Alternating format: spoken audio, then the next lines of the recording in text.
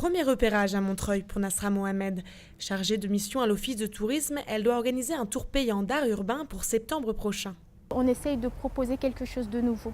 Donc faire visiter justement la ville sous un nouvel angle. Dans son carnet, Nasra note tout. Adresse, signature de l'artiste ou description de l'œuvre. Objectif, repérer les plus beaux pans de mur pour le tour. La jeune femme écrème au maximum pour ne garder que des œuvres originales. On essaye de vraiment sélectionner des graphes artistiques. Si Montreuil découvre tout juste son potentiel, à la galerie Ligne 13 à Paris, le street art fait recette depuis 2008. Le fait que ce soit très en vogue en ce moment permet aussi d'avoir un éventail de clientèle plus large et de toucher une clientèle plus jeune. Plus de clients, donc plus de gains pour les artistes. Dès lors qu'on rentre dans une galerie, c'est aussi, il ne faut pas se leurrer, pour une démarche aussi mercantile en tant que c'est aussi pour vendre, donc pour vivre.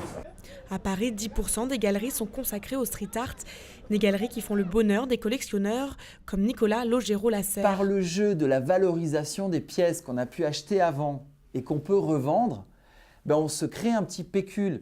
Moi, aujourd'hui, je vais collectionner entre 20 et 30 000 euros par an, mais parfois, je peux faire un peu plus parce que j'ai vendu des bijoux de famille.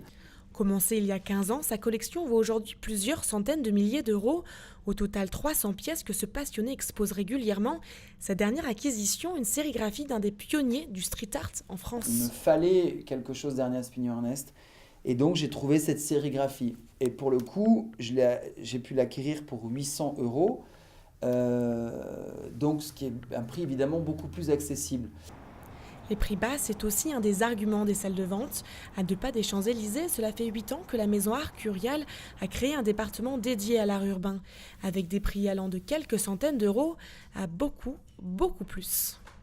On peut trouver des choses qui ne sont pas trop chères, qui sont entre 500 et 1000 euros à peu près. Donc là, vous allez trouver des dessins, des sketchs notamment de certains graffeurs. Ensuite, si vous voulez des pièces un peu plus importantes, sur toile, sur panneau, d'artistes plus connus, c'est vrai que ça monte très vite à plusieurs milliers d'euros et plusieurs dizaines de milliers d'euros.